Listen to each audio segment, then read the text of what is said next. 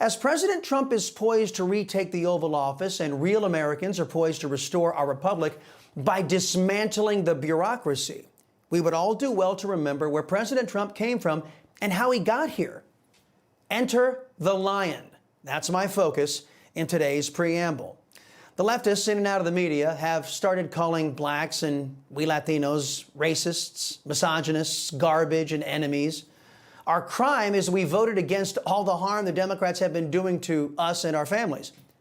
Some of you might be wondering why these Marxists are so upset over the Trump victory. Well, our pals at the Media Research Center, through the magic of AI, artificial intelligence, posited a plausible explanation.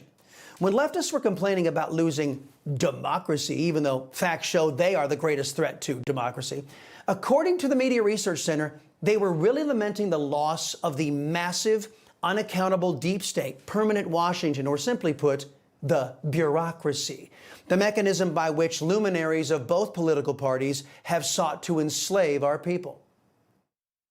This is the end of bureaucracy in America. When will America stop sleepwalking towards the end of bureaucracy? Right. It's Democrats versus, as Bill Kristol says, the end of bureaucracy. We are essentially, as Neil put it, one vote away from sort of the end of bureaucracy as we know it. I think our bureaucracy and the stability of that bureaucracy is really the thing on the ballot and really so important. AI can be a tool for positive things. The bureaucracy is how they control us. They rob us of our freedom. The bureaucracy colludes with bad actors across the globe to sell out our people. In a video from last year that has gone viral again after President Trump's win, the president lays out how he will pare down a government that has clearly grown beyond the consent of the governed. Here's part of Trump's promise.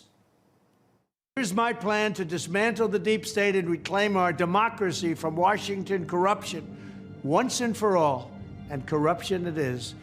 First, I will immediately reissue my 2020 executive order restoring the president's authority to remove rogue bureaucrats, and I will wield that power very aggressively. Second, we will clean out all of the corrupt actors in our national security and intelligence apparatus, and there are plenty of them. The departments and agencies that have been weaponized will be completely overhauled so that faceless bureaucrats will never again be able to target and persecute conservatives, Christians, or the left's political enemies, which they're doing now at a level that nobody can believe.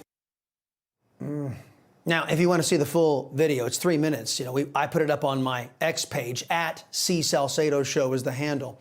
But there's Trump, who has promised and delivered on the priorities that Republicans claim they stood for, but haven't delivered on since Ronald Reagan.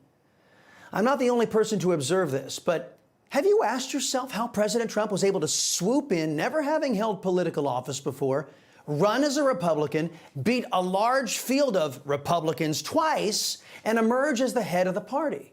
I can tell you how that happened. For the better part of the last 30 years, the Republican Party has been run by the likes of Mitch McConnell and the board member of the Karl Rove Never Trump Network, Paul Ryan. They shot sunshine up the rear ends of conservatives, made promises so grand and so bold just to get elected. Then they proceeded to deliver on the Democrats' agenda. In other words, the MO for the GOP under McConnell-like Republicans has been to break promises to those who trusted them. Not since the Reagan-Newt Gingrich revolutions has the GOP been committed to defending us from the ravages of left-wing totalitarianism and defeating Marxism in our nation. But Trump did. That's how he was able to take control over a feckless and rudderless old Republican Party and create the new America First Republican Party. That's why Trump has earned the love, admiration, and respect from those of us who recognize and believe in a quote uttered by the main character in my book, Liberty Rises. It's the phrase I use to end every one of my Salcedo Storm podcasts. Here it is, quote, "A society's worth isn't measured by how much power is seized by its government, but rather how much power is reserved for its people," end quote. President Trump not only made promises, he kept them. And his concern wasn't for those who had done so much harm to our people. His concern was for our people. President Trump is a great man. He's a builder, an entrepreneur. He will run government like a business, not the welfare repository it has become under the Democrat-Republican uniparty. But that's not why I and the vast majority of Americans across party lines, races, religions, and creeds voted for him. They voted for him because he keeps his promises.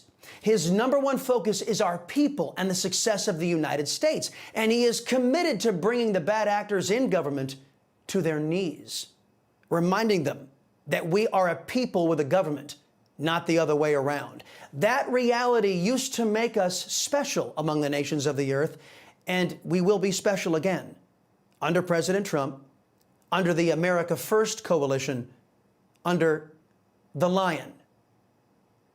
Meanwhile, the Democrats' promotion of illegal immigration was the top issue in this campaign.